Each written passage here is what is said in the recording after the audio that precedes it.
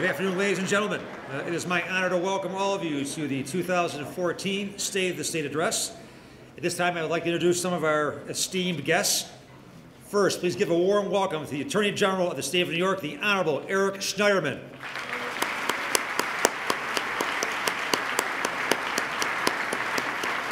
General. Next, please welcome the Controller of the State of New York, the Honorable Thomas DiNapoli.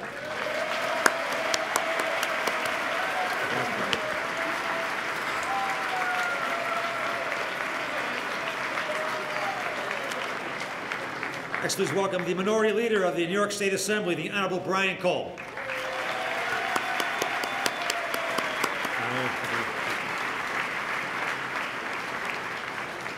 Next, please welcome the Democratic Conference Leader of the New York State Senate, the Honorable Andrea Stewart Cousins. You win the applause meter.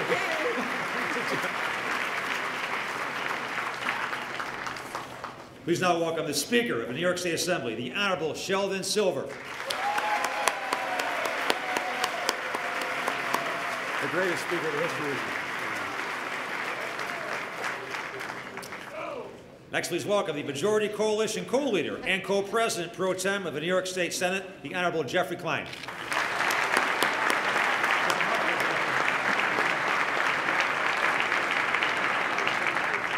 Next, please welcome the Majority Coalition Co-Leader and Co-President Pro Tem of the New York State Senate, the Honorable Dean Skelos.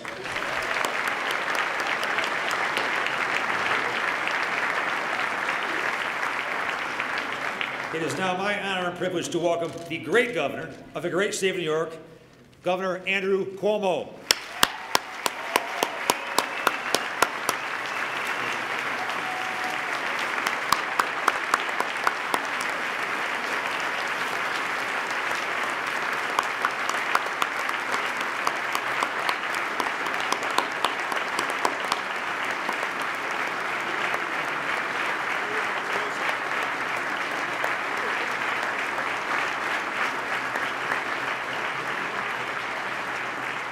Now, everybody please rise and remain standing as we welcome the New York National Guard, Color Guard.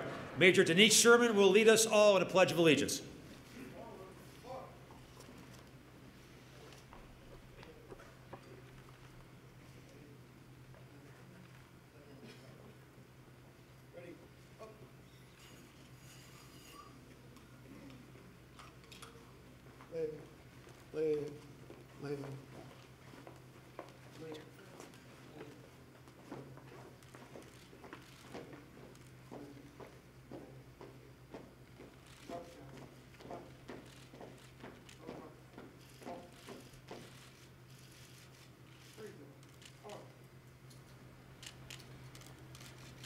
I pledge allegiance to the flag of the United States of America and to the republic for which it stands, one nation, under God, indivisible, with liberty and justice for all.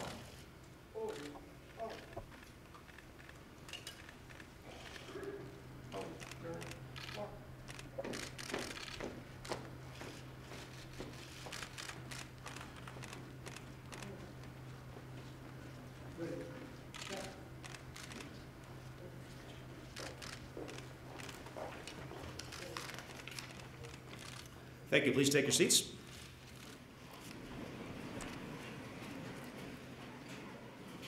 I would now like to welcome Rabbi Shai Schachter from Knesset, Israel, and Far Rockaway to deliver a blessing. Rabbi?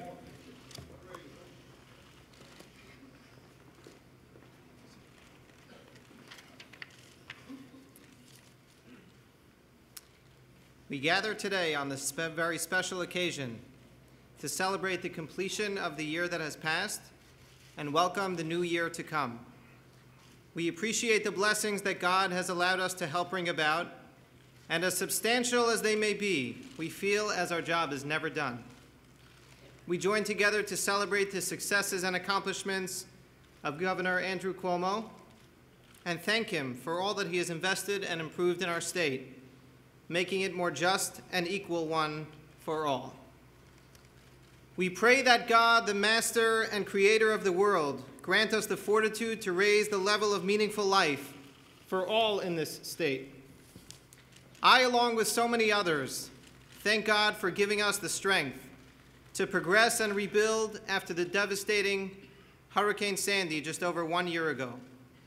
We know oh so well how blessed we are by God for providing us a leader the likes of Governor Cuomo, who helped us pull through these difficult times, and for this and more, we are forever grateful.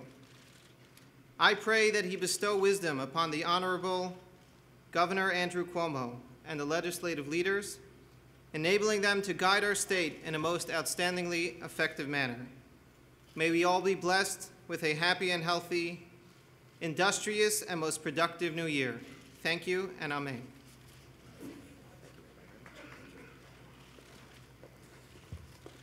Thank you, Rabbi.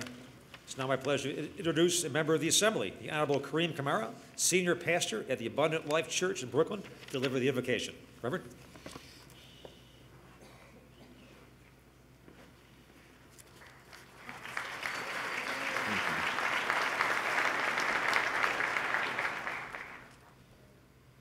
Creator and sustainer of all that is or will ever be, accept our thanks for this day and all its blessings, its opportunities, and its challenges. Bless this gathering, bless our leaders, Governor Andrew Cuomo, Senator Skelos and Klein, Senator Stewart Cousins, Speaker Silver, Assemblyman Cole, Attorney General Schneiderman, Comptroller DiNapoli. We ask that you bless all leaders here, all elected officials, all community individuals, anyone who's here with the best interests of the state in mind. Bless and guide and direct this legislative session, its leaders, and our actions. We pray for strength and guidance for each day on the session calendar as it comes, for each day's duties, for each day's problems. Grant that each of us may feel responsibility to our constituents, our community, our state, and our country, and that we are challenged to give our best always. Let us commit to fighting to injustice not only in our particular corner, but wherever it's observed. As Dr. Martin Luther King Jr. reminded us, injustice anywhere is a threat to justice everywhere. Let us commit to owning our own actions and decisions. As Rabbi Abraham Heschel reminded us, few are guilty, but all are responsible. Let us commit to what has been the American way, a dedication to the most vulnerable in society. As Pope Francis reminded us, a way has to be found to enable everyone to benefit from the fruits of the earth, and not simply to close the gap between the affluent and those who must be satisfied with the crumbs falling from the table, but above all, to satisfy the demands of justice, fairness, and respect for every human being. As we gather here today as members of state government, we pray that we are mindful of opportunities to render our service to fellow citizens and to our community, that we are mindful of exerting our efforts upon which the future generation can build and that which makes the world a better place. But above all things, we pray that we're mindful of those enduring values that galvanize us: liberty, equality, and justice.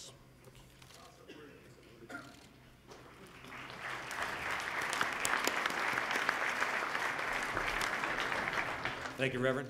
Now to begin our event, please join me in recognizing the other legislative leaders that are in attendance today. First, Majority Leader of the New York State Assembly, the Honorable Joseph Morelli.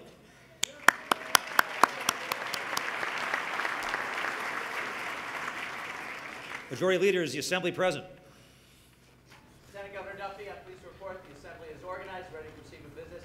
Looking forward to the Governor's address. Thank you, Leader. I'd like to now recognize the State Senate Deputy Majority Leader, the Honorable Thomas Libous. Deputy Majority Leader is the Senate President. Thank you, Lieutenant Governor. The Senate is present. And with great anticipation, we await the Governor's address. Thank you, Deputy Majority Leader. Now I want to acknowledge some of our special guests who are here today.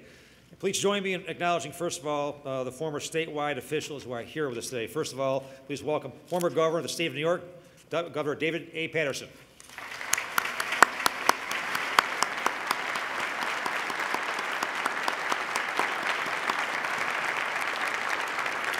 Next, please welcome the former Controller of the State of New York, the Honorable H. Carl McCall.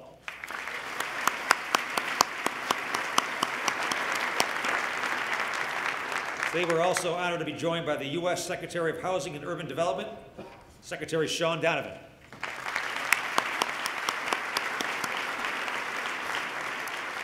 I'd also like to welcome all the local officials from across the state that took time to join us here today.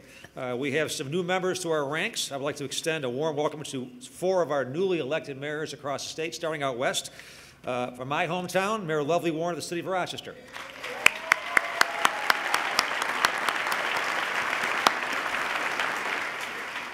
Next, from the City of Binghamton, Mayor Richard David.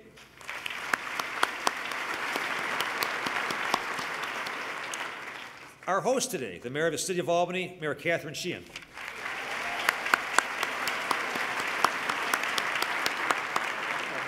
And last but not least, the Mayor of the City of New York, Mayor Bill de Blasio.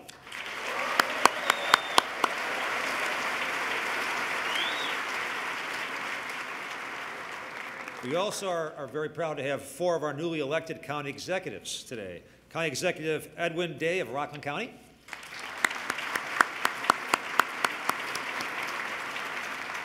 Next, please welcome County Executive Vince Horgan from Chautauqua County. Next, County Executive Steve Newhouse from Orange County. And County Executive Matt Ossenfort from Montgomery County. It gives me great pleasure to recognize members of the governor's family who have joined us today. First, Mariah Kennedy Cuomo.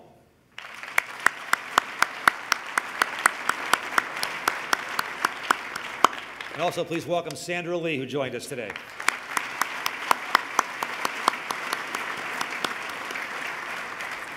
Finally, I am very pleased to welcome the citizens of our state who came to join us today from all 4 corners of New York State to listen to Governor Cuomo's 4th State of the State address.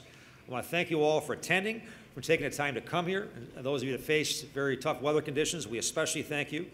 And today up on the stage, we have flags from all of the state's 62 counties representing all of you.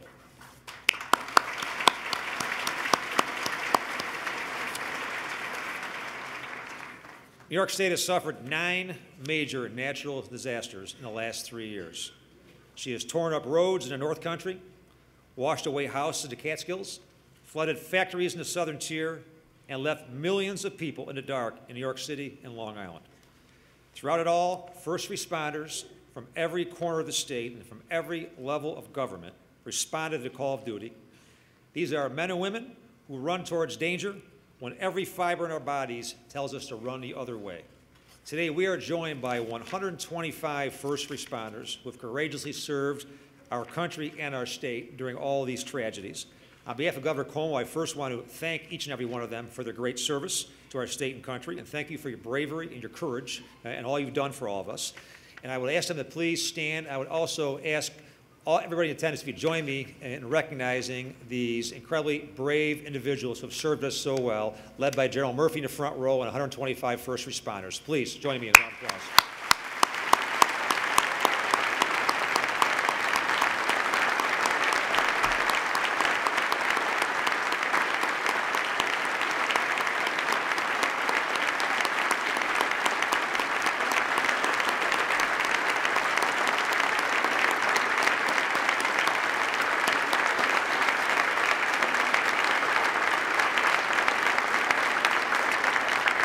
Thank you all for your service. You make New York State very, very proud. Thank you.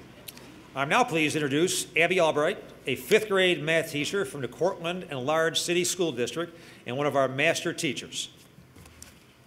Abby?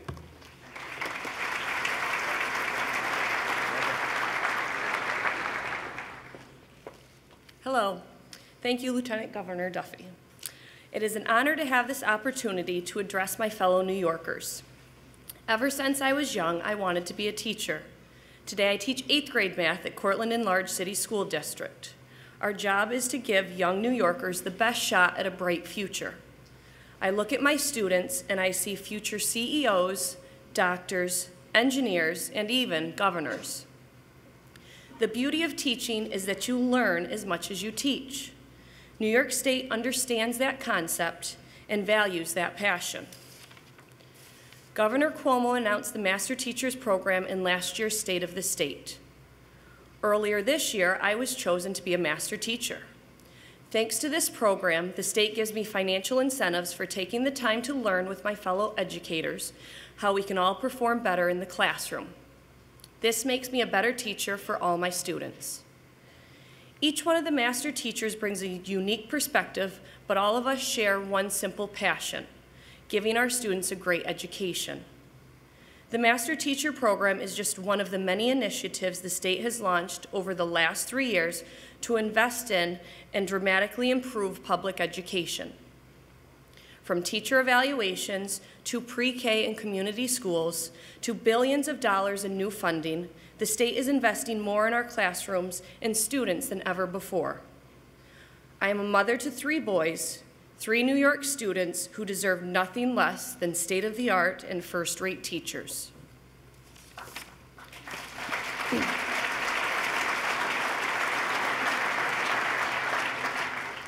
I can already see the change in their classroom and mine, and there is no doubt that all New York students will reap the benefits of teachers who are more engaged and better equipped. That is how we prepare the next generation of global citizens right here in New York. Thank you. Great job. Thank you. Good job. Great job. Thank you, Abby. I'm now proud to introduce Pat Radke, who's the president of the UAW Local 897 from the city of Buffalo. Pat.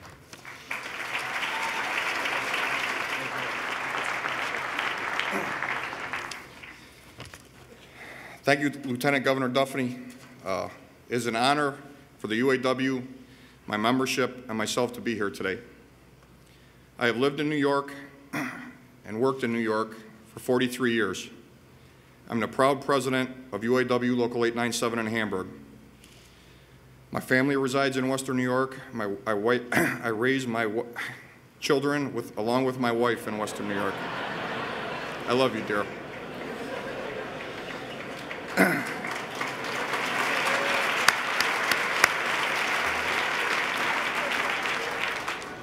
To say that our area has fallen on hard times is an understatement. For years, I watched as my friends lost their jobs and struggled to pay their bills. I wonder if or when I would be next. It is a difficult feeling to explain, the stress and the fear. Factories were closing down, unemployment rates skyrocketing, and people continued to leave in search of opportunity. I grew up in Lackawanna, in the shadow of Bethlehem Steel, which employed tens of thousands of people. Now all those jobs are gone. In fact, I work in the only remaining standalone Ford stamping plant, and this is in an area which was rich with manufacturing jobs just 20 years ago. All the others have closed up and packed up and moved down the road. And through that time, our state government was nowhere to be found. I think it's clear, standing here today, that the tide has turned. And there is no better example of this progress than the Ford stamping plant just outside Buffalo where I work.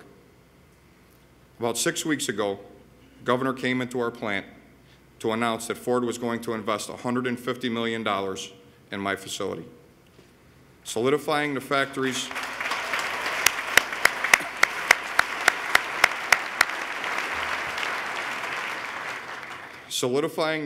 long-term presence in the region and creating and retaining 990 full-time, good-paying, permanent jobs in our community. Governor Cuomo was there, supporting the men and women in organized labor, standing up for our region once again. On the day that the governor came to our plant, 990 families were giving something you can't put a price tag on, and that is peace of mind. The Ford investment is just the latest surge of companies relocating to Western New York. They all see the activity in the region, and they want to be part of it.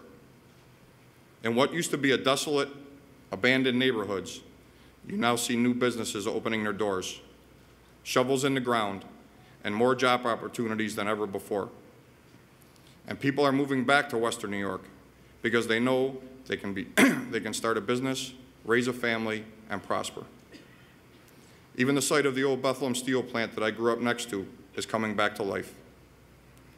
And I look around and read the news. I see what's happening not only in Buffalo, it's spreading across the state. Ford decided to stay because they knew they would never find a better, more dedicated workforce, no matter where they went.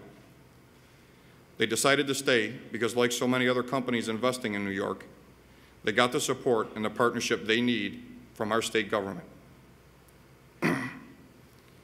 This is a new state government that is constantly working to help us reach our potential, because we are the backbone of New York's economy and its communities. And finally, we have a state government that recognizes all these needs. So it is my honor and privilege to introduce the man who has transformed our state government, the governor of the great state of New York, the greatest state in the Union, Mr. Andrew Cuomo.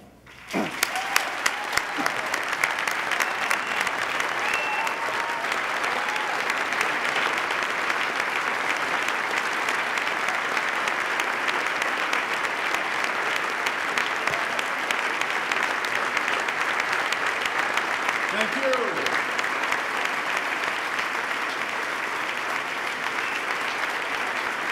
Thank you. Thank you. Thank you very much, and Happy New Year to all of you. First, let's start by giving Pat a big round of applause for coming up and sharing his story.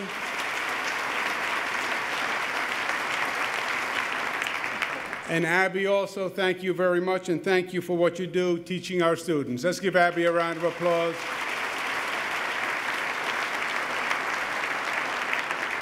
To the great master of ceremonies for today, an outstanding lieutenant governor, a great public servant. He's been all over the state for 3 years. Nobody works harder or better than Lieutenant Governor Bob Duffy. Let's give him a round of applause.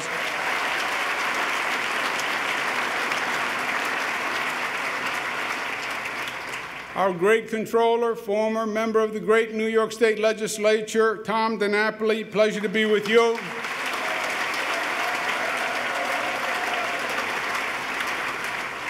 Attorney General Eric Schneiderman, who's doing a fantastic job for the state of New York. Pleasure to be with you, General.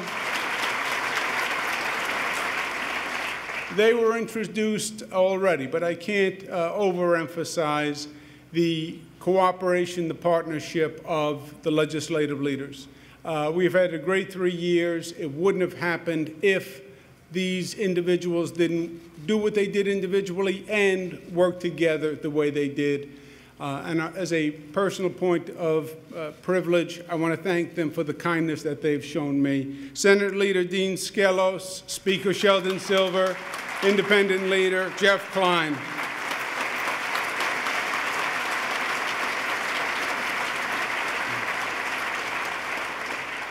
We're also pleased to be joined by Assembly Minority Leader Brian Kolb and Senate Minority Leader Senator Andrea Stewart-Cousins. Pleasure to be with you. To the members of the court, Chief Judge, thank you. Members of the court, thank you very much for being with us, and thank you for your good service. To Governor David Patterson, number 55, let's give him another round of applause. Thank him for his good service.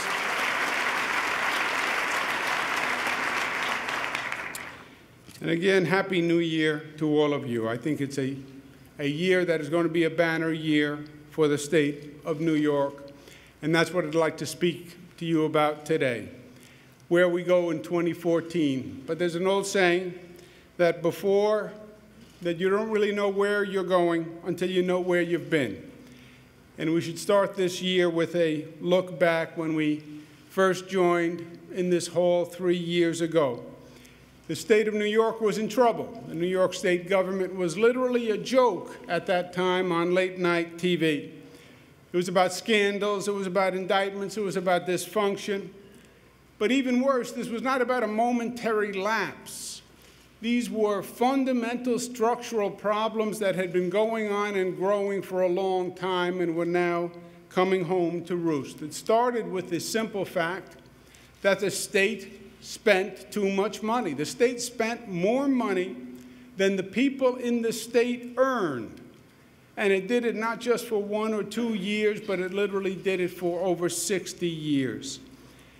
And if you spend a lot, then you're going to have to tax a lot. And we taxed a lot. And as a result, our taxes had become the highest in the nation, and we were paying a price for the high taxes. People and businesses were leaving the state. On top of that, for decades, Albany had become a poster child for gridlock. Long before Washington, D.C. put gridlock on the front pages, the story in Albany was gridlock. And it always happened at the time of the budget. Why? Because that's where the money is. And it was late. Over a 30-year period, 23 years, we had a late budget. Average late budget, 50 days. New York State had lost its way. We were spending more money, and we were actually getting less results for the people who we were supposed to be serving in the first place, because the government had become more concerned with special interests and with their contributions than the people and their problems. And these governmental failures were not in an abstract, it wasn't just in a government course.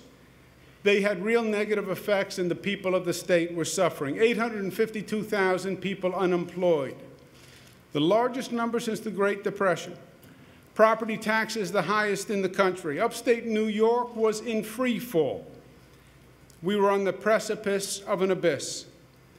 The state's future was hanging in the balance, literally.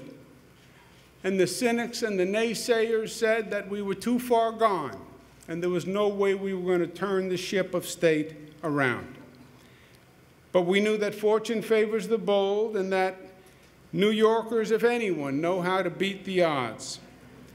And we set our sights high. We said we were going to restore economic opportunity to the state of New York. We said we were going to replace dysfunction with results, that we were going to put people before politics, and we were going to reestablish New York as the progressive leader of the nation once again. We stopped talking, and we started doing. And in 3 years, my friends, you have reversed decades of decline and made dramatic and undeniable progress. For the first time in modern political history,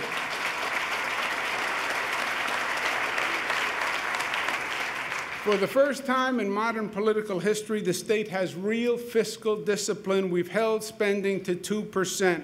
For the first time in 40 years, spending is below the rate of inflation and below the rate of growth of personal income. And because we spent less, we could tax less, and we did. Every New Yorker pays less income taxes today than the day they did 3 years ago when we started this journey.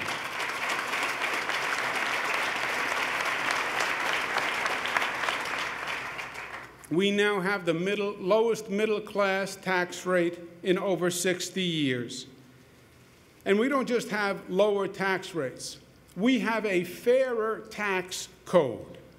We went from a flat tax in the state of New York, where everyone paid the same income rate, regardless of how much income they earned, to a graduated rate, which is much more fair for the people of the state. After 20 years of trying, we passed the state's first property tax cap.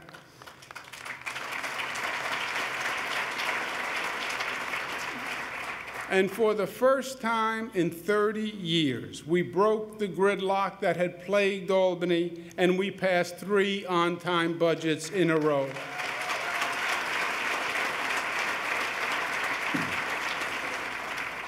After years of false starts, we instituted a real teacher evaluation process that focuses on performance rather than merely growing the bureaucracy. After 30 years of talking, we passed casino gaming, which will bring a new economic future to parts of this state that have been suffering for too long. After decades of conflicts, we renewed our spirit of partnership with the Indian nations across this state. And let's take a moment to recognize the Nation Representative Ray Halbritter from the Oneida Nation of New York, Ron LaFrance of the St. Regis Mohawk, Beverly Cook of St. Regis Mohawk, and Michael Kimmelberg of the Seneca Nation. Thank you, and thank you for being with us today. Thank you.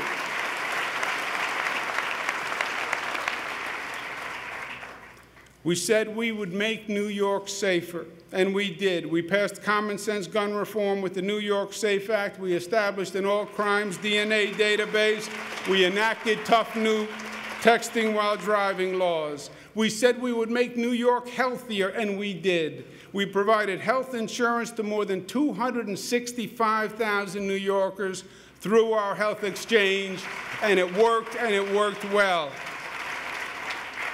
We said we would make New York cleaner, and we did, opening a $1 billion green bank, adding more money to the Environmental Protection Fund. We said we'd make New York smarter, and we did. We expanded full-day pre-K, incentivized performance through master teachers, and launched SUNY and CUNY 2020. We said we would make New York fairer, and we did. We raised the minimum wage, we closed juvenile justice facilities, we opened the Justice Center, and we passed marriage equality.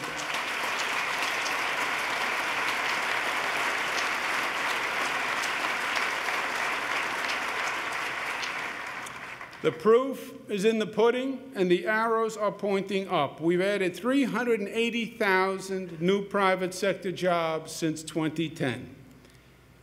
New York is now ranked number 2 in the nation in number of jobs created since the recession. And today, as we sit here, we have more private sector jobs in the state of New York than ever before in the history of the state of New York.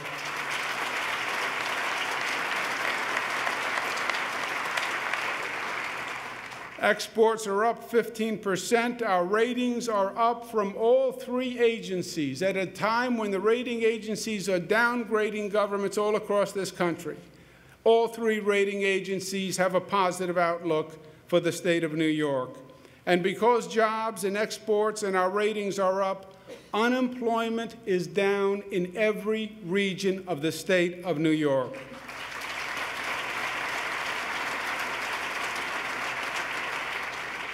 We have given New Yorkers a government that costs less, taxes less, and actually does more for the people who are in need.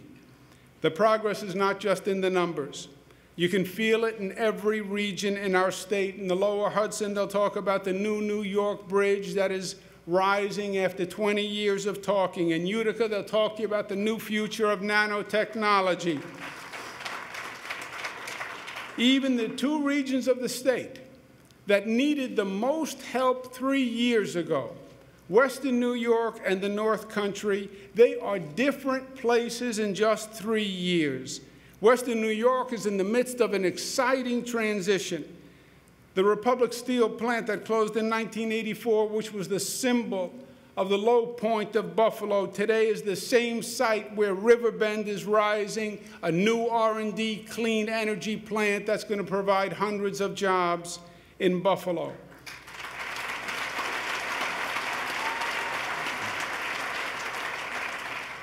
There are even sightings in the Buffalo sky of a species long thought to be extinct in Buffalo. Cranes are flying once again in the Buffalo sky. Buffalo News editorial from this past New Year's Eve. Couldn't have said it any better.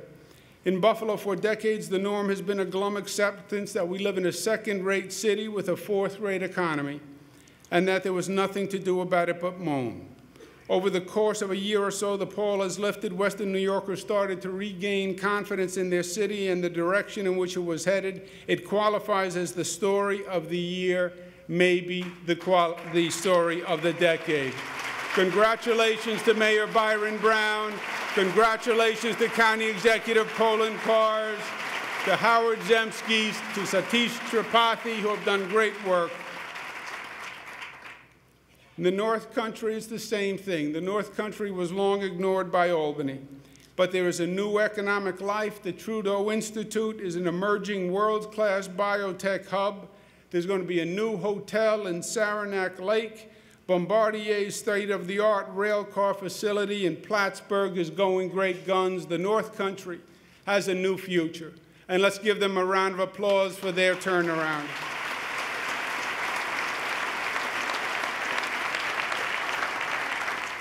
3 years ago, the Capitol was literally and figuratively crumbling.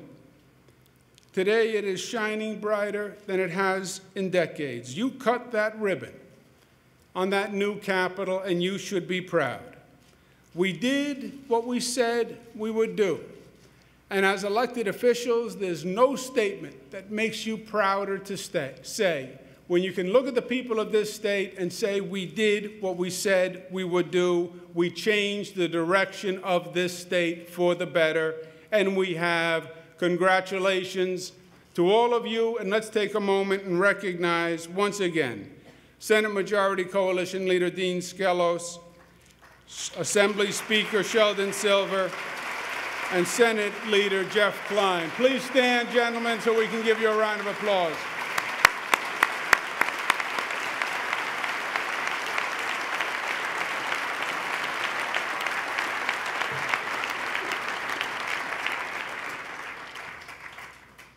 Now, we have much more to do, but we are energized by a new strength, a new pride, and a new confidence. And let us build on that record of success. For New York State, job one is jobs. Our statewide job growth strategy starts with a top-down reducing tax theory. Our financial restructuring of the state has actually paid off. When we were here 3 years ago, we were looking at a $10 billion deficit. It was historic, and it made us all quake in our boots. I know it did me. We have gone from a $10 billion deficit to a $2 billion surplus in just 3 short years. This year, within the 2% spending cap, we can increase our investments in education, healthcare, economic development, and still provide more tax relief. We impaneled a bipartisan Pataki-McCall Tax Relief Commission, which did good work. They made the basic point that the state has no economic future as the tax capital of the nation. People move and businesses flee. So let's continue to make our state more competitive. Let's cut more burdensome business taxes. New York State's corporate tax rate is currently 7.1%. Let's cut it to 6.5%, which would be the lowest corporate rate since 1968, and really send a strong signal to business saying this is a different day and we're doing it a different way. Let's pass a manufacturer's tax credit for 20% of the firm's property tax liability. New York is one of only 15 states with an estate tax, and our exemption levels are among the lowest and our rates are among the highest. Let's eliminate the move to die tax, where people literally leave our state, move to another state to do estate planning. We propose raising New York's estate tax threshold and lowering the rate to put it in line with other states. We also need a renter's tax credit to help New Yorkers afford the ever-increasing housing costs that they're experiencing.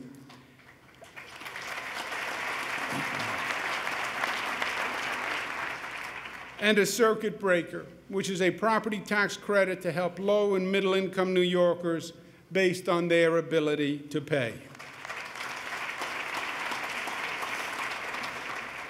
The Pataki-McCall Commission recommended a freeze on property taxes for 2 years to help homeowners and to incentivize local governments to reduce costs.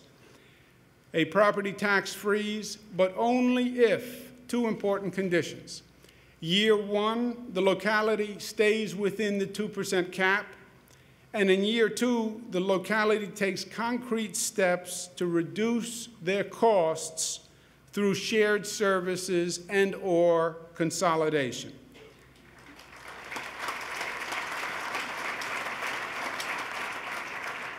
Because while we're reducing taxes, my friends, we also have to tackle a major structural problem, which is the proliferation and expense of local governments.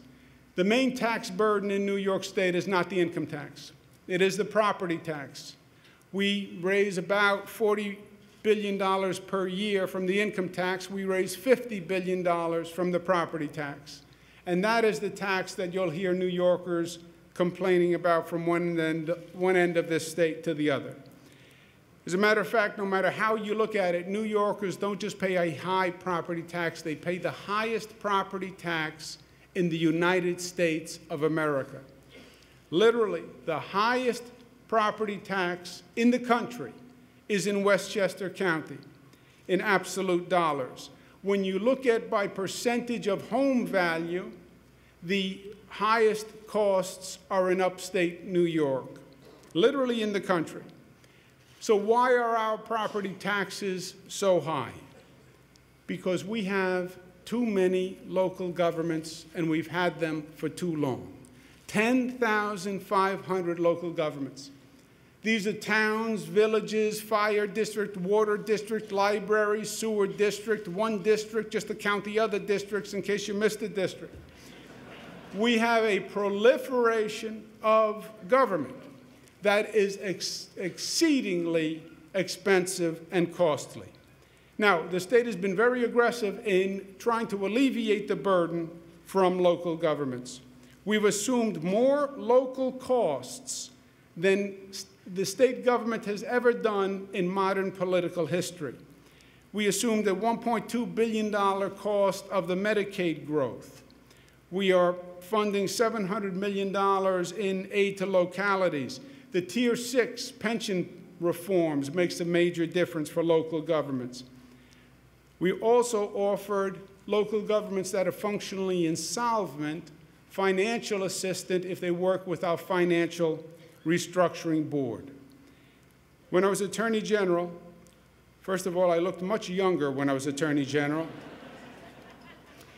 When I was Attorney General, we actually passed a law that made consolidations easier for local governments.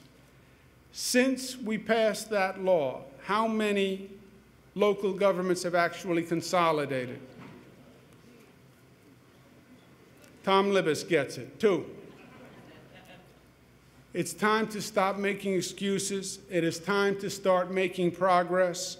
If the locality wants the state property tax credit, it must perform. We've seen that linking state funding to performance works. Remember when we did the teacher evaluations the first year, and we asked every district to complete teacher evaluations, we basically had no compliance.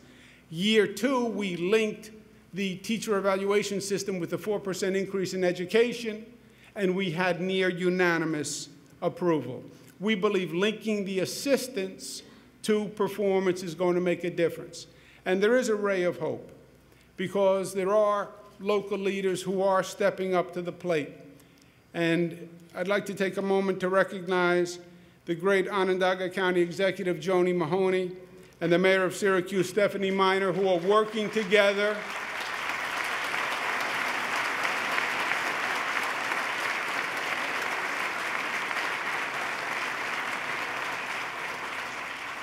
They are working together to see if they can achieve consolidation and shared services between Onondaga County and the city of Syracuse.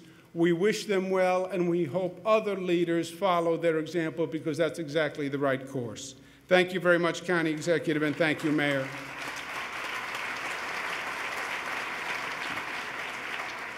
Second, we need to eliminate the regulatory barriers. We all agree, eliminate any regulatory barriers that we can that are barriers to business growth. We've talked about it for many, many years. The Senate has held hearings. The Assembly has held hearings. Let's join together, create a joint commission, do it together, and let's pledge to stop talking about it and actually get it done this session. Drop the regulatory barriers that are stopping businesses from growing in this state.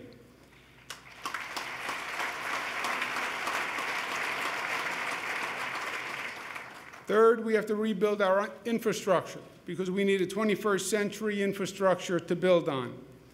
Our airports are the gateways to New York for nearly 50 million people each year. Vice President Biden was here yesterday talking about how countries all around the globe are developing their airports with sophistication and hospitality suites. Even our nation is doing a good job overall in updating its airports and upgrading its airports.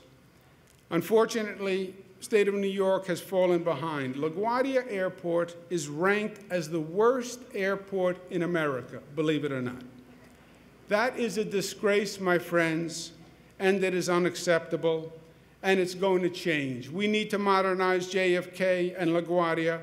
We've talked about it for too long.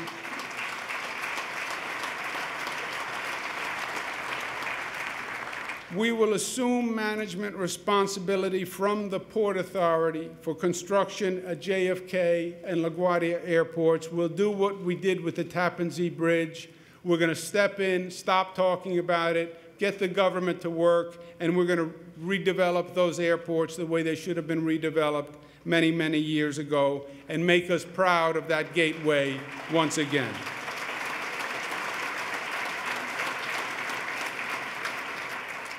We must expedite the building of our energy superhighway. We still have a problem getting low-cost, excess clean, renewable power downstate from upstate, which is costing ratepayers $600 million a year. It can take up to 2 years, believe it or not, to get a new transmission project approved. And some of the proposed projects are causing concerns by expanding into local communities.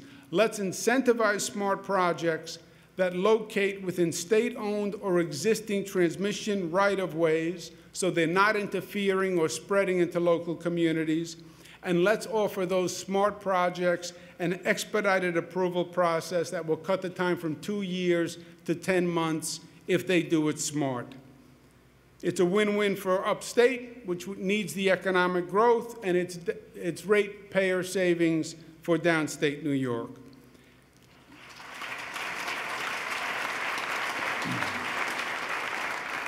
Second part of our economic development strategy has been a bottom-up approach through regional collaborations. Our regional economic development councils are working. They are the core of our jobs agenda. The proof is in the pudding, and it is all across the state. Let's do another round of the REDCs, a fourth round, because let's build on what is working in this state, and working with local communities on a regional basis is working, and we have to do more of it.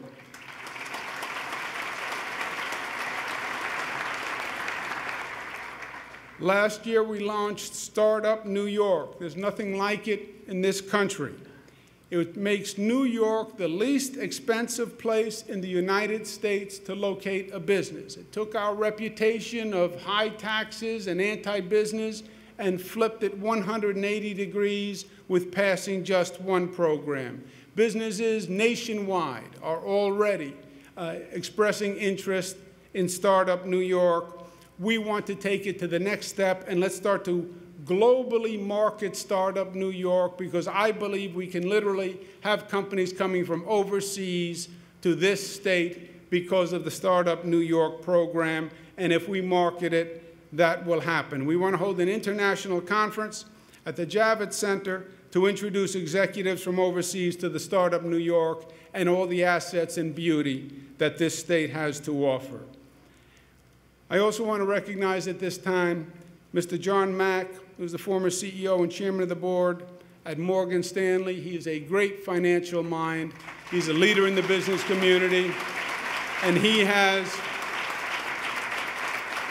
John Mack has been generous in volunteering to help the state on financial matters writ large, but also to help market the Startup New York program, and his credibility is a tremendous asset when we're marketing New York and we're marketing Startup New York. Let's give him another round of applause, Mr. John Mack. Thank you very much. 3 years ago, we said we would focus on upstate New York. Why? Because the upstate economy lags not just the New York City economy, not just the rest of New York State, but it lags nationwide. Literally, over a 10-year period, when the nation was growing 9%, upstate New York was growing at just about half the rate of the country. And this is a problem, frankly, my friends, that we ignored for too long. And upstate New York then entered a downward cycle where they lost economic power, which caused a depopulation of the area, which caused the loss of political power, which caused the loss of governmental help, which then caused more economic power to be lost. And upstate New York has been in that cycle. Not for 1 year, not for 2 years, for 10, 20, 30 years. The notable exception was, frankly, here in the Capital District and nanoscale, where the state made a significant contribution, and with some real talent from Dr. Elaine Calleros, literally generated an entire industry. But it shows what the state could do when the state invested. But the state, besides the Capital District, in many ways forgot the rest of upstate New York, and we said we were going to change that and reverse it, and we did, and it's already paying dividends, and we want to do it again, and we want to start it with taxes. Let's go to the upstate manufacturers, because we need manufacturing jobs in upstate New York, and let's cut the corporate tax rate in upstate New York to 0 all across upstate New York, period.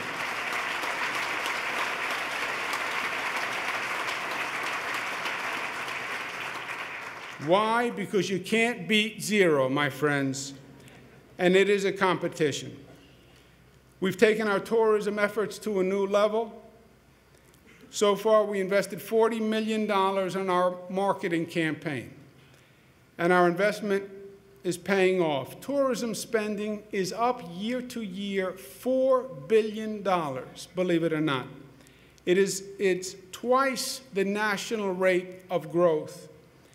Tourism jobs increased by 25,000, which is also twice the national rate of growth. We want to redouble our tourism efforts.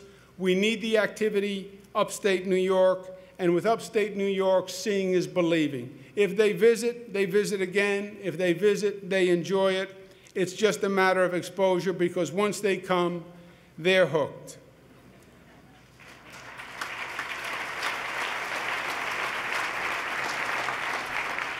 We propose one-stop shop licensing, a New York State adventure license to help promote tourism, where you can go to one portal, you go to the Department of Motor Vehicles, and you can apply for all your licenses, and they'll be literally presented on your Department of Motor Vehicle license, rather than having to deal with a lot of agencies and carry a lot of paper. That happens to be our Commissioner of Department of Motor Vehicles, Barbara Fiala, who's doing a good job. It's a pleasure to recognize her.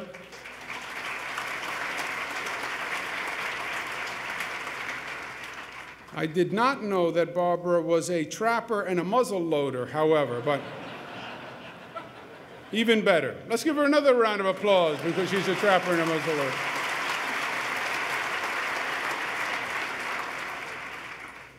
On this quest, the state will open up 50 previously closed state-owned land, so there'll be more opportunities for hunting, fishing, boating for both in-state people and tourists who come from out of state.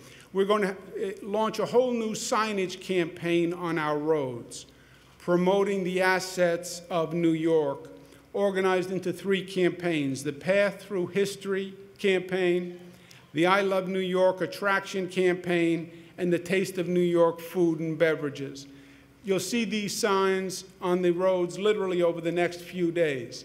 And these campaigns link online to all those attractions in that particular area, all along the thruway and all along major routes. The goal is to get people who are on the roads, off the roads, into communities, and fostering and promoting the economy of the state of New York. Last year, I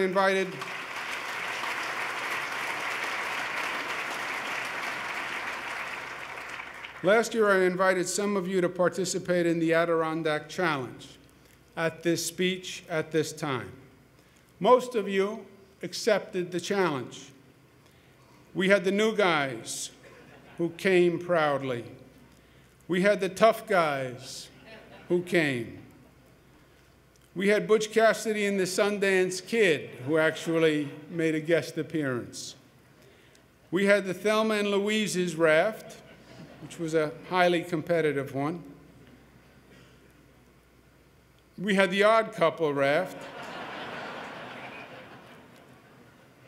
And we had the city slicker raft. We had the master rafters, or at least people who thought they were master rafters. Oh, that's embarrassing, Larry.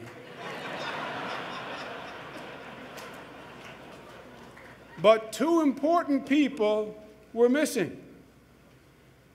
And we put out an all-points bulletin because we were very concerned when they weren't there.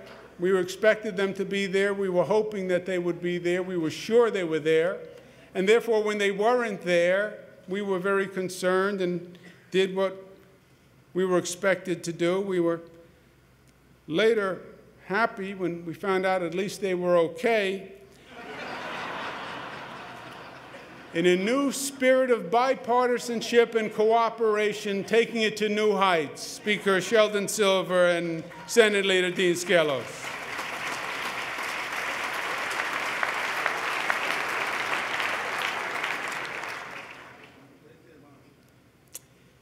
Since we know that something pressing must have come up because they would never just on a random fluke miss a pressing competition, we are giving them a second chance and a second challenge this year. It's the 2014 Bassmaster Classic. It's the Governor's Challenge. It's August 21st. It'll be held on Owasco Lake. I once again hope that Dean Skelos and Sheldon Silver and Jeff Klein are there for the competition. It will be all in good sport, but I hope they're there. You're all invited, and we'll have some fun, and we'll promote some tourism. I'll see you there.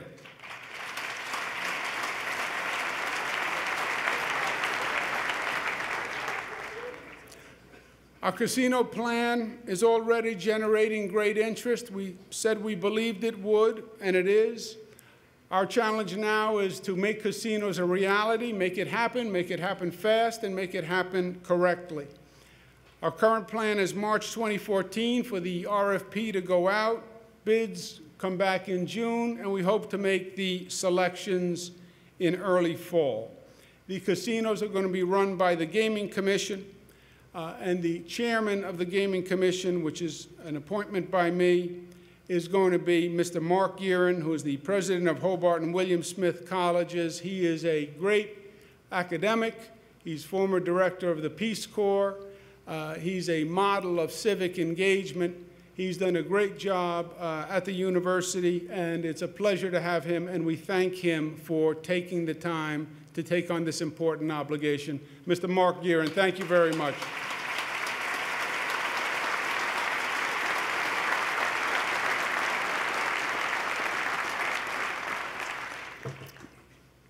Our targeted investments in public-private sector partnerships are working. We want to keep the momentum going with a second round of the Yogurt Summit, the Regional Beer, Wine, and Spirits Summit, the Tourism Summit, the Path Through History Summit. We want to add this year a summit, agricultural summit, to help connect upstate producers to downstate consumers. I believe there's a very interesting market that could be developed, and we want to do our best. The Buffalo Billion is working. It really is working better than I think anyone could have anticipated. We want to take the next step and locate the Genomic Medicine Center in Western New York. The genomic medicine is the next frontier in modern medicine, and we believe we can lead the way. We want to create a genomic medicine network partnership among UB and the Medical Corridor, CNSE, IT, the New York City Genome Center. It's creating hundreds of jobs and an entirely new industry for Western New York. So let's get at it.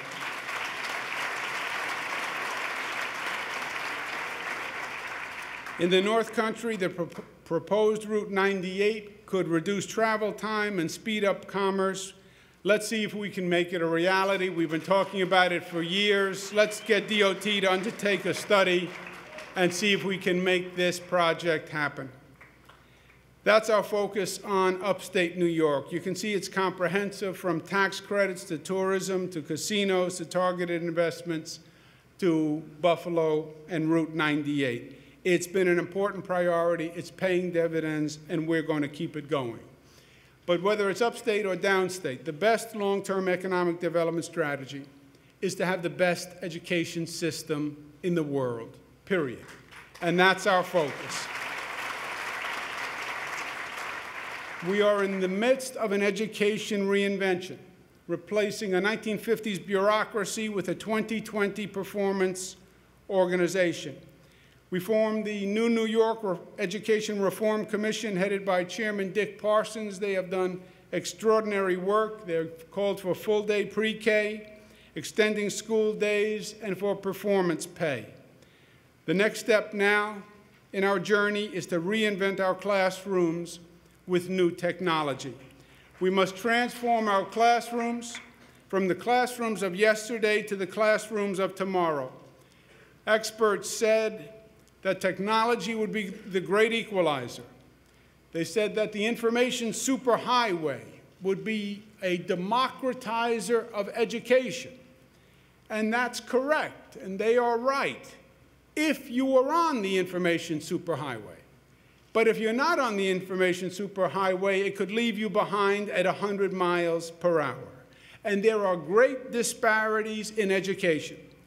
At some schools, there are children who are on the internet. Some schools, they don't even have a basketball net. There are some schools where they have sophisticated new computer systems on the first grade. There are some schools where the most sophisticated piece of electronic equipment is the metal detector that you walk through on the way to the classroom. And that is just wrong in the state of New York.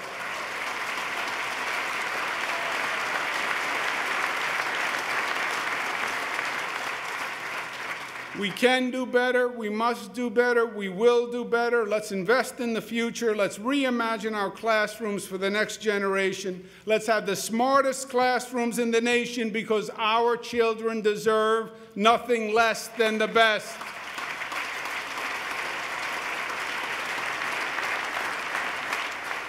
Let's go to the people of this state. Let's be bold. Let's go to them in November. Let's put on the ballot a bond referendum for the Smart Schools Initiative. Let's invest $2 billion in providing the technology of tomorrow, today, to bring our classrooms up to speed.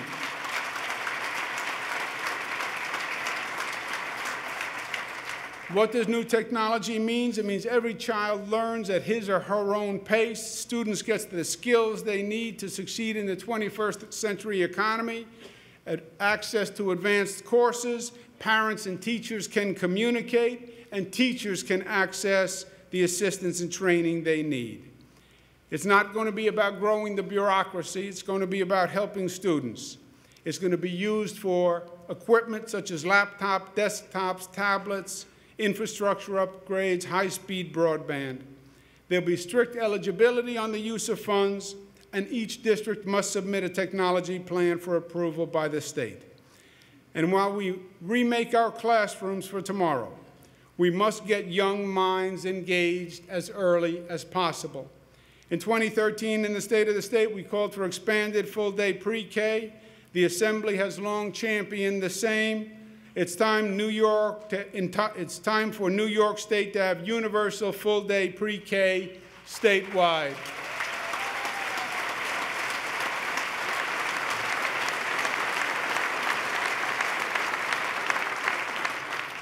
Quality teachers are the backbone of our education system. And let's recognize and thank Master Teacher A.B. Albright, who did the introduction, for her introduction today and for being here. Thank you again, A.B.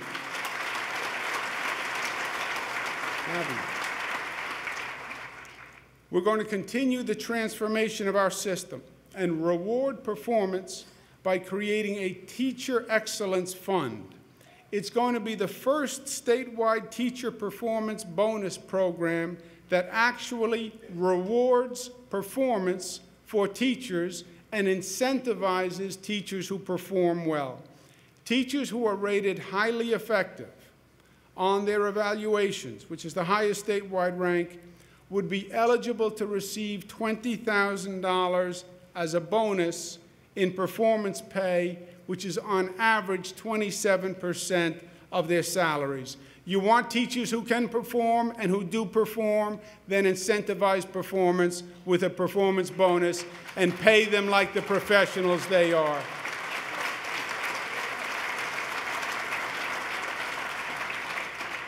When it comes to higher education, our SUNY 2020 and CUNY 2020 reinvestment and capital programs are working.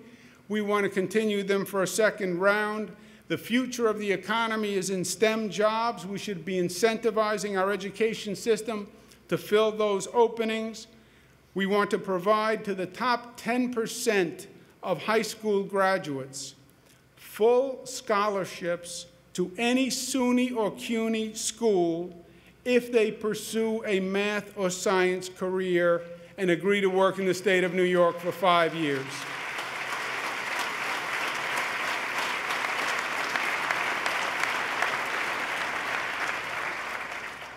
After Storm Sandy, Irene, and Lee, the New York State as we know it faces a different reality. We had more storms this year in the central part of the state, and for government officials, it's an entirely new challenge.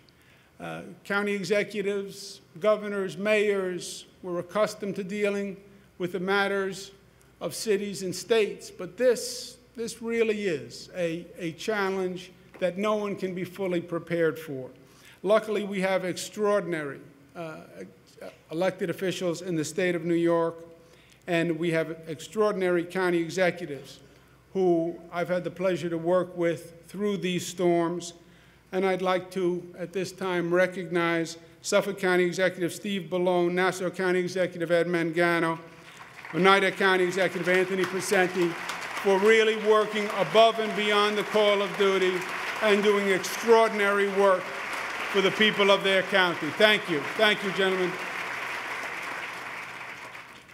After what we went through, we literally have to reimagine New York because all the rules, all the theories are out the window. And it's now, through the experiences, reimagining how New York should be built, because extreme weather in many ways changes everything. First, we want to start by installing the nation's most advanced weather detection system here in the state of New York, because early detection will literally save lives, and we haven't been getting the correct information early enough.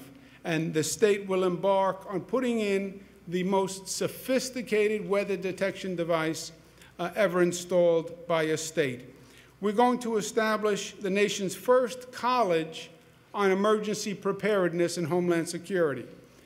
Believe it or not, there is no such college. There are colleges that offer courses in the area. But we're going to establish the nation's first college dedicated solely to emergency preparedness and homeland security, because I believe this is a field that's only going to grow.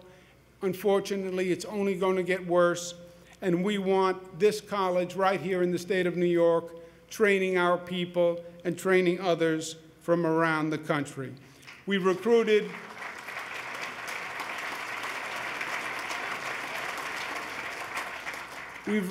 Ray Kelly to be a special advisor to the state in setting up this school. Ray Kelly has phenomenal experience in terrorism and homeland security, and we're honored to have him.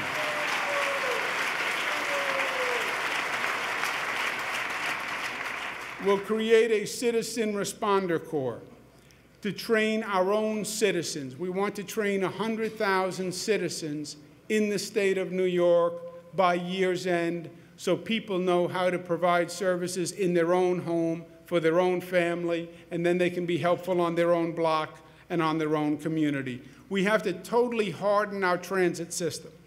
When we built the New York City transit system, we didn't envision floods that could fill the subway system. The tunnels are open, the subway entrances are all open.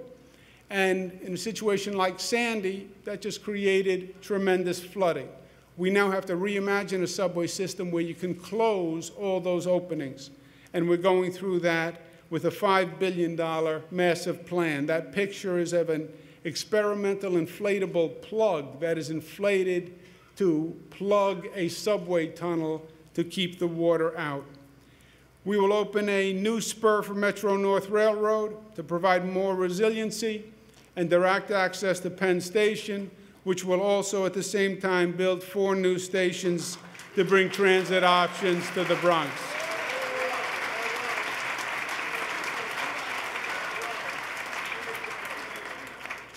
We will repair and replace over 100 bridges in upstate New York with new state-of-the-art bridges that are designed to maintain their structural integrity given the floods that we're dealing with. The totality of our reconstruction program is over 1,000 projects costing over $16 billion. It is the largest reconstruction program the state has ever undertaken, believe it or not. And it is thanks to our federal partners. It's thanks to the congressional delegation that helped us get a $60 billion supplemental after Hurricane Sandy, so we have the funding to do it. And it is also thanks to an extraordinary gentleman, an extraordinary New Yorker, who's the HUD secretary, but he was a New Yorker first. And he has been a great partner to New York. He's the person who led the federal government interagency task force. He's here with us. Let's give him a big round of applause and thank Sean Donovan for his partnership.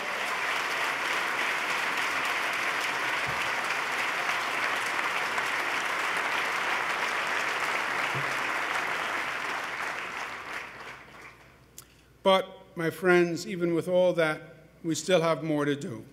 We have to make New York healthier. Research suggests that medical marijuana can help manage the pain and treatment of cancer and other serious illnesses. 20 states have already started to use it. We'll establish a program allowing up to 20 hospitals to prescribe medical marijuana, and we will monitor the program to evaluate the effectiveness and the feasibility of a medical marijuana system. New York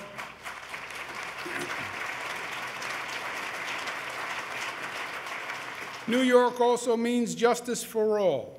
Governor Patterson increased the MWBE contracts to 10%, the goal for MWBE contracts, and we applaud him for that. In 2011, we set an ambitious MWBE goal, doubling that to 20%. I'm pleased to tell you that we actually beat it this year and have exceeded the goal of 20%. This year, we will focus on certifying more companies, more MWBE companies, so we can even create more jobs. There are other New Yorkers who we can help in this way.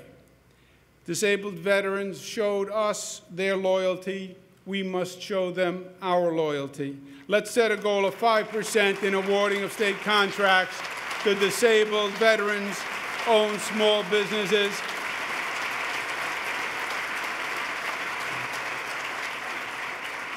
We will host a summit this spring to find ways to make this goal a reality.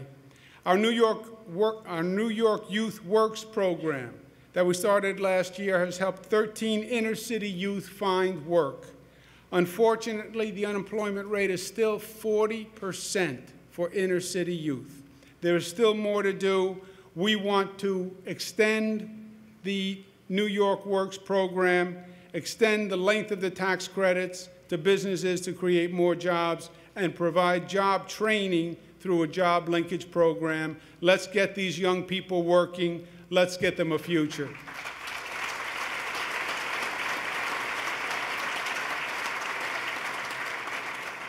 Affordable housing is a crisis. Homelessness is growing. We're going to increase our commitment by investing an additional $100 million in building affordable housing.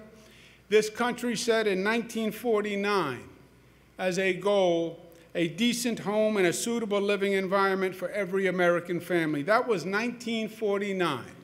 It still hasn't become a reality. In 2014, every New Yorker deserves a safe, clean, decent place to live, and let's make it a priority for this state government by putting $100 million more into affordable housing. We have good news in the criminal justice front. The good news is crime is down and our prisons have fewer people in them. We are reducing the madness of an incarceration society and ending a system of unnecessary human and financial waste. And now we have eliminated 5,500 prison beds. The bad news, you should applaud for that.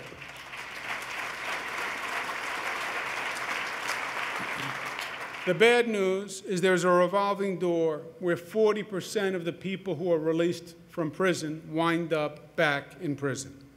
We need to provide the reentry support and services like job training and access to key services to ease that transition into mainstream society. Reducing recidivism means less crime, it means safer communities, it means fewer taxpayer dollars spent on incarceration.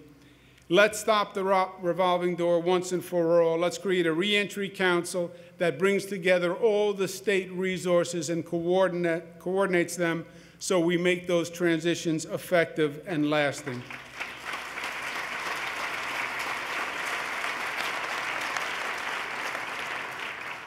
Our juvenile justice laws are outdated. Under New York state law, 16 and 17-year-olds can be tried and charged as adults. Only one other state in the nation does that. It's the state of North Carolina.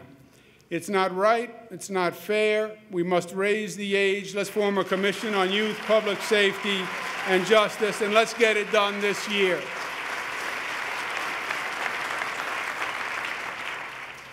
Last year, we proposed a 10-point Women's Equality Act agenda. Why? Because discrimination against women is very much alive and well. Since last year, nothing has changed. Discrimination against women still exists. It's just been another year when government has failed to act on behalf of women. Stop playing politics with women's rights and pass the Women's Equality Act this year.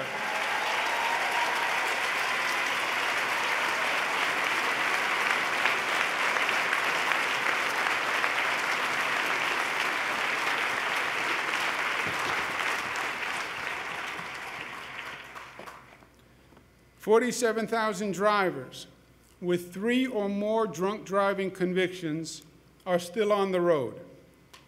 Think about that as you drive home tonight. It's absurd. Let's change the law. Anyone convicted of drunk driving 2 times in 3 years should lose their license for 5 years. And 3 strikes and you're out and you are off the road, period.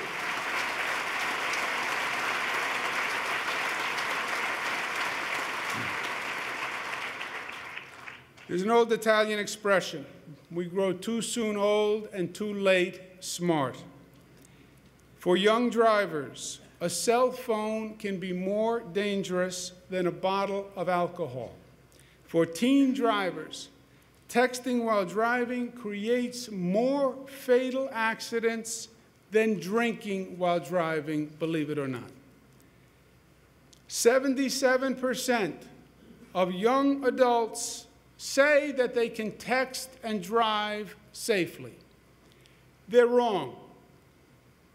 Let's continue to crack down on texting while driving. If a teenager is caught texting while driving, they should lose their license for 1 year. Let them learn this lesson. They are our sons and our daughters, and let's save lives.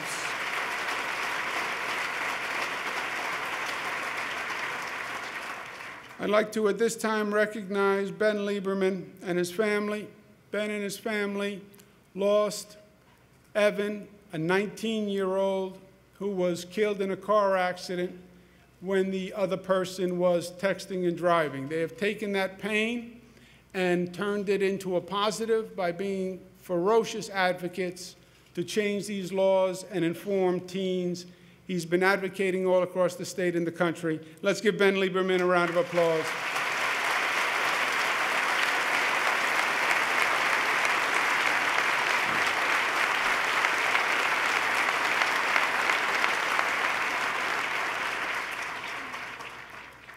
Last year, I appointed a Moreland Commission to investigate public corruption.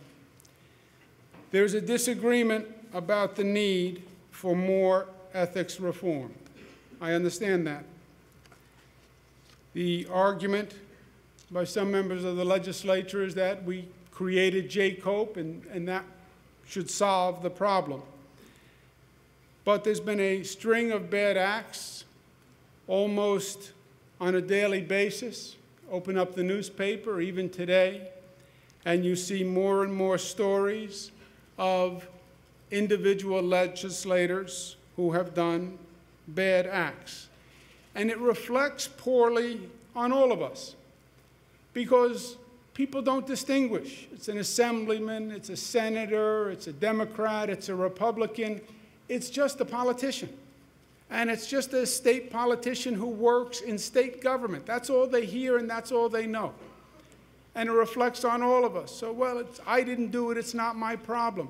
No, it is a problem for all of us. And it goes to the essence of what we are all trying to do.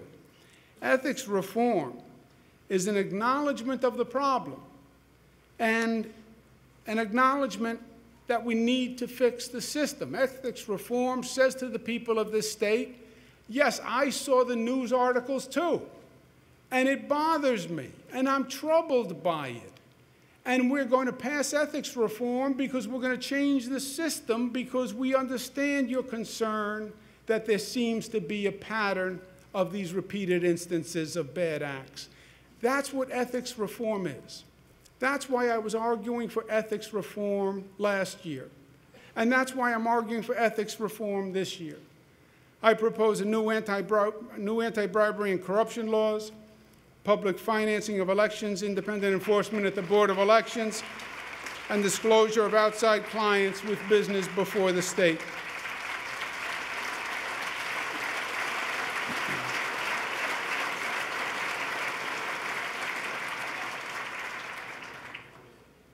But I believe we must act.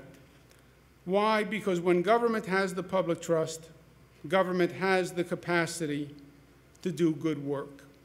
Some have suggested that suggesting the Moreland Commission or ethics reform suggests that I don't believe in the legislature. It actually is the exact opposite. I do believe in the legislature. I do believe in this. I do believe in us. I do believe in New York State government. I do believe in our capacity. And I don't want to see it limited. And government is limited by the lack of trust. And the more trust, the more capacity. This is working. We went through all the stats and all the statistics on the progress of the state. We have done what we said we were going to do. We've turned the state around. We're balancing budgets. We're working together. We put the politics aside. We come into the chamber. We're not Democrats. We're not Republicans. We're New Yorkers, and we're working for New York, and that is working. And we have accomplished great things. And I want to see us do even more together. And I believe the more trust we have from the public, the more we can do. I believe it's like fuel for a rocket. If we have the trust of the people and they're watching us perform and they're seeing this state move, then there's nothing we can't do. And I don't want to see any limit when we have so much more to do. Look at the agenda we outlined today. We have to rebuild this entire state after Sandy, Irene, and Lee with a whole new vision for resiliency and redundancy. We're going to invest in our schools like we've never done before. We're going to get the economy back. We're reforming the tax code. So much good work. But we need the public with us, and we need the public to trust us and believe in us. And that's what ethics reform is all about.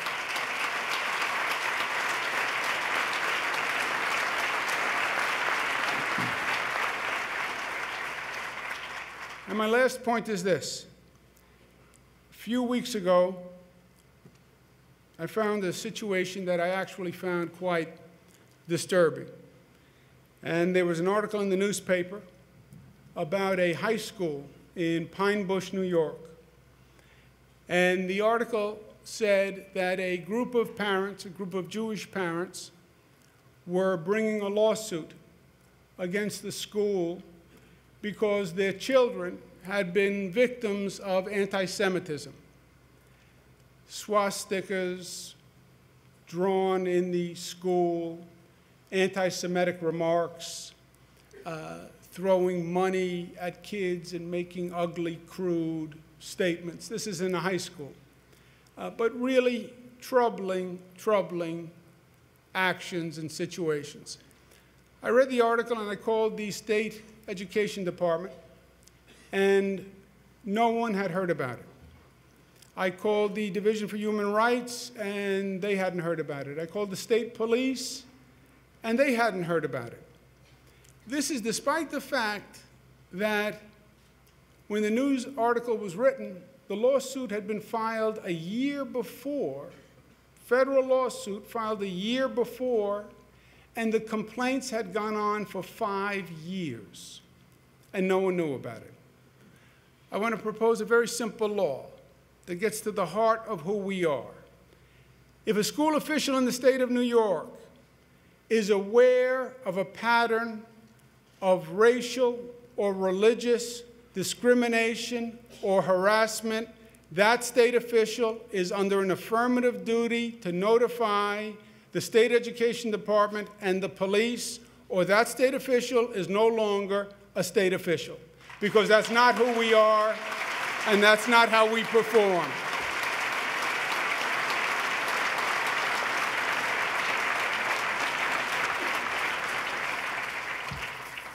And as we leave here today, let us recommit and remember what makes New York special and what makes us special as New Yorkers. New York is not about the buildings, and it's not about the land.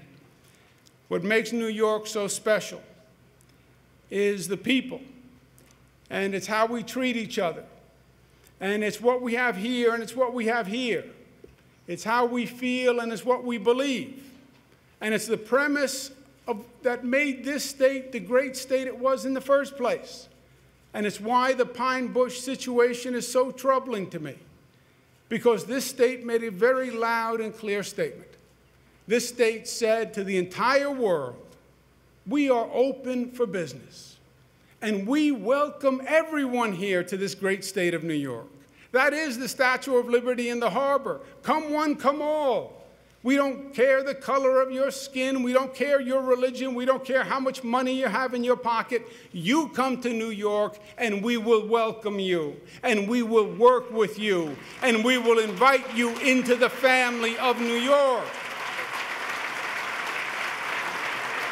And while other states say we're afraid of diversity, while other states are building fences, we say we're excited by the diversity. We welcome the diversity. The diversity is what made us in the first place. And we believe we can take that diversity and we can take those differences and we can make one from those differences. We believe we can forge community from the people we welcome here. And the concept of community is we're all in this together, that there's a cord that connects you to you to you to you, and that cord weaves a fabric. And when one of us is raised, we're all raised, and when one of us is lowered, we're all lowered, because we're part of one community and we're part of one fabric. And that's what made New York great, and that's what continues to make New York great, that at the end of the day, we are one. We are upstate, we are downstate, but we are one. We are Latino, we are African American, but we are one. We're New York City and we are Buffalo, but we are one. We are Democrat and Republican, but we are one. That is the promise of this great state. That is e pluribus unum, out of many, one. It's the founding premise, the enduring promise. It's the promise that we inherited from our parents, and the promise of New York that we're going to pass on to our children, and the promise, my friends, that we are going to make a reality in this great state working together. Thank you, and God bless you, and let's have a great 2014.